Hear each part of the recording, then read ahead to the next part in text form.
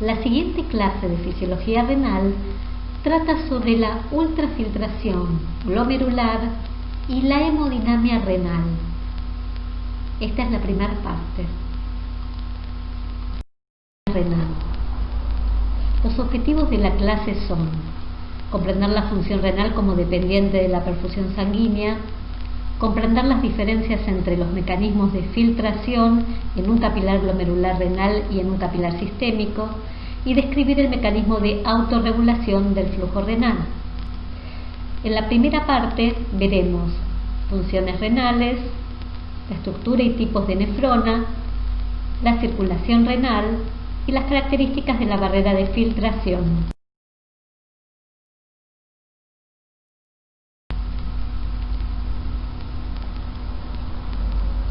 Los riñones cumplen funciones esenciales para el organismo, como la filtración y excreción de toxinas y productos de desecho metabólico y de sustancias extrañas como fármacos y sus metabolitos que pasan de la sangre a ser eliminados por la orina.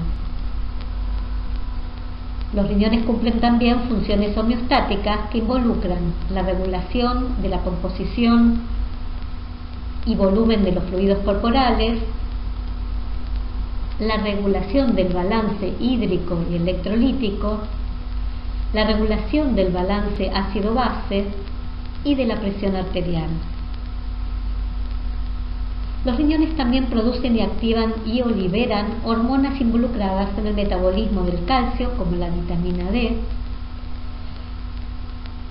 la producción de glóbulos rojos, como la eritropoyetina, y la regulación de la presión arterial y el flujo sanguíneo, como la renina.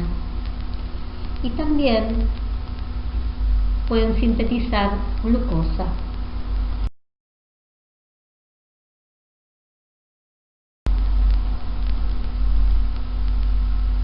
El sistema urinario está formado por dos riñones ubicados en la pared posterior del abdomen, fuera de la cavidad peritoneal. El uréter transporta la orina final desde el riñón hacia la vejiga, donde se almacena hasta que la misma se vacía en la micción. La cara medial de cada riñón contiene una región denominada ilio, por donde pasan la arteria renal, la vena renal, los linfáticos, la inervación renal, y también se encuentra la pelvis renal que vierte la orina al uréter. El riñón está cubierto por una cápsula fibrosa que lo protege. Cada riñón tiene alrededor de 1 millón de unidades funcionales denominadas nefrón o nefrona. Se puede observar que los riñones tienen una región externa o corteza y una región interna o médula. La médula se divide en pirámides renales cuya base terminan en la papila y se proyectan en el espacio de la pelvis renal, que se continúa por el uréter.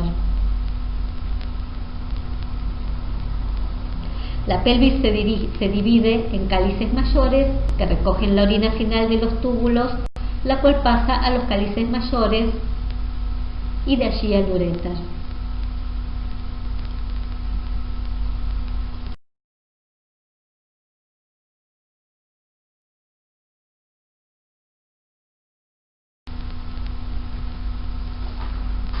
Para mantener la función renal normal es indispensable que el riñón tenga una adecuada irrigación.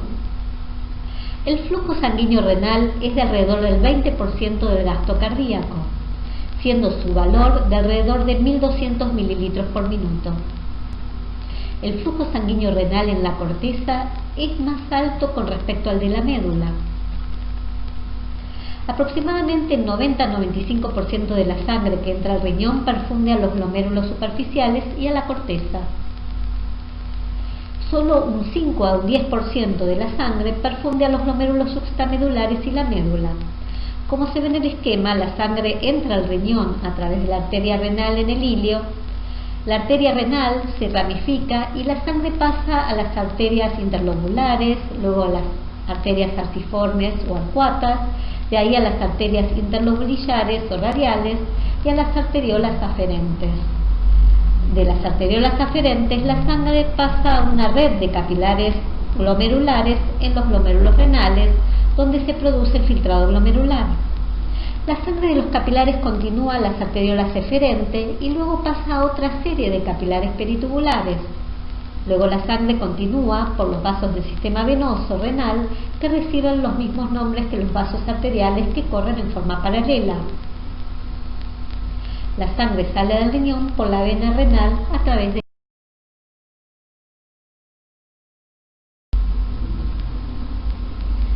Entonces el riñón tiene dos lechos capilares dispuestos en serie, los capilares glomerulares y los capilares peritubulares, separados por las arteriolas eferentes.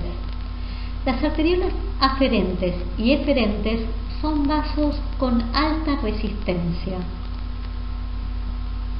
que permiten regular la presión hidrostática de ambos lechos de capilares, de tal manera que los capilares glomerulares, al estar entre dos zonas de alta resistencia, pueden mantener una alta presión hidrostática que se mantiene constante a lo largo de todo el capilar y favorece una rápida filtración, mientras que los capilares peritubulares tienen una presión hidrostática menor, lo que va a favorecer la reabsorción del líquido.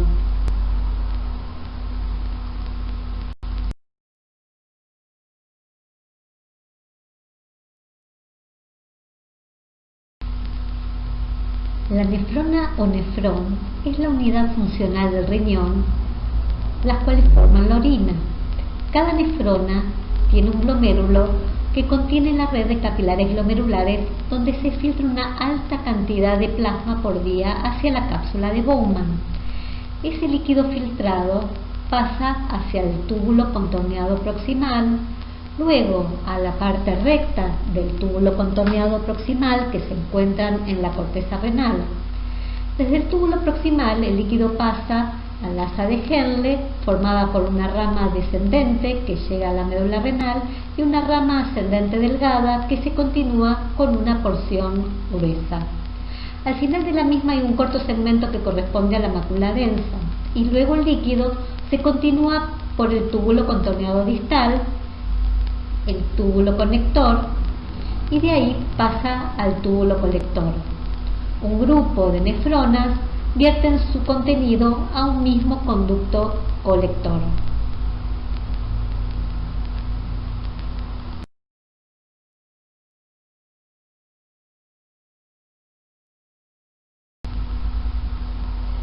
Existen entonces dos tipos de nefronas: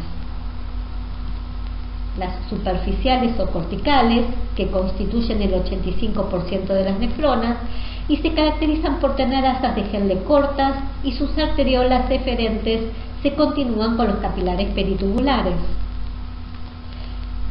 El 15% de las nefronas son yuxtamedulares y poseen asas de Henle largas, y sus arteriolas eferentes se continúan con capilares peritubulares especializados denominados vasos rectos o vasa recta, que corren paralelos a las asas de Henle y llegan a la médula interna.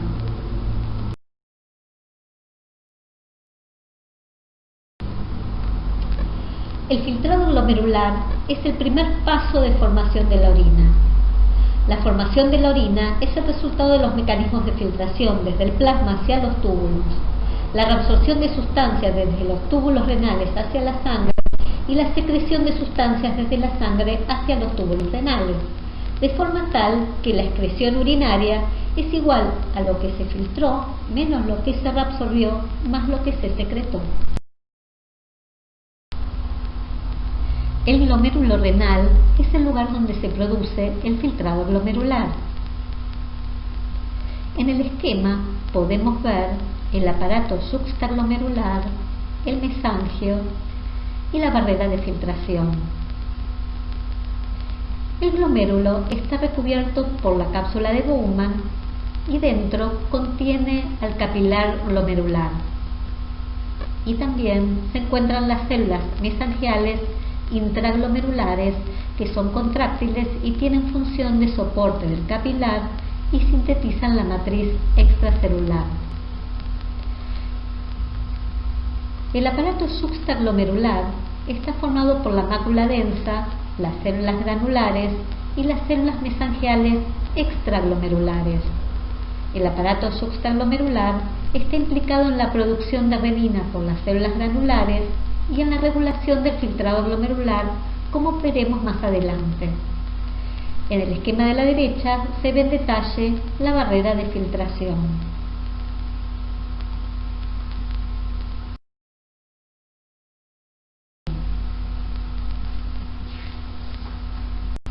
El plasma se filtra desde la luz del capilar glomerular hacia la cápsula de Bowman, atravesando la barrera de filtración o ultrafiltración glomerular, la cual está formada básicamente por tres capas, que desde la luz del capilar hacia afuera son el endotelio del capilar glomerular, cuyas células tienen grandes poros o fenestraciones, que está cubierto por la membrana basal, y por fuera de esta se encuentran los podocitos con sus pedicelos que recubren el capilar.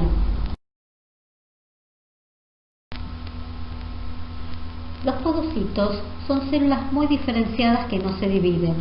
Se pierden en forma progresiva e irreversible en el transcurso de una lesión glomerular y sintetizan la membrana basal. Entre sus pedicelos o prolongaciones se forma el diafragma o poro de filtración. Los poros son rectangulares y de aproximadamente 40 por 140 Armstrongs de sección transversal y 70 Armstrongs de sección longitudinal, siendo esta capa la que ofrece mayor restricción al pasaje de sustancias, como por ejemplo de las proteínas plasmáticas. Además, toda la superficie de los podocitos y de la barrera de filtración están cargadas negativamente. Esto se debe a que su superficie está recubierta por una cialoproteína denominada podocalixina, que es polianiónica.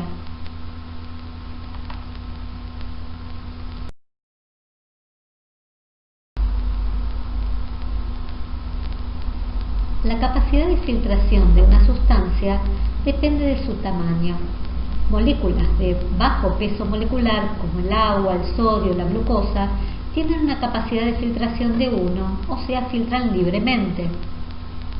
Mientras que moléculas de mayor tamaño, como las proteínas, su capacidad de filtración es muy reducida o casi no se filtran. Sin embargo, además del tamaño del soluto, también es importante su carga. El gráfico de la derecha representa la capacidad relativa de filtración en función del radio molecular efectivo del dextrano, un polímero que puede ser electroneutro, como está representado por la curva punteada, puede ser policatiónico, o sea, estar cargado positivamente, o polianiónico, o sea, estar cargado negativamente.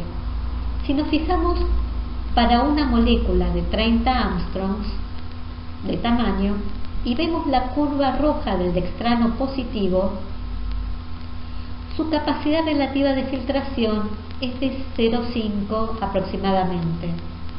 En cambio, el dextrano electroneutro filtra menos, mientras que el dextrano del mismo tamaño pero cargado negativamente prácticamente no filtra. Esto se debe a que, como mencionamos anteriormente, la superficie de la barrera de filtración está cargada negativamente y por lo tanto partículas de tamaño entre 18 y 44 Armstrongs podrán atravesarla dependiendo de su carga, además de su tamaño. Las partículas cargadas negativamente serán repelidas por la superficie negativa de la barrera de filtración, mientras que las cargadas positivamente la atravesarán con menor dificultad. La estructura de la partícula también incide en su facilidad de pasaje. Entonces, partículas de soluto de tamaño menor a 18 Armstrongs podrán filtrar libremente independientemente de su carga. En cambio, la filtración de partículas entre 18 y 44 Armstrongs de tamaño depende de su carga y si tienen tamaño mayor a 45 Armstrongs no filtrarán, como ocurre por ejemplo con las proteínas albúmina e inmunoglobulinas.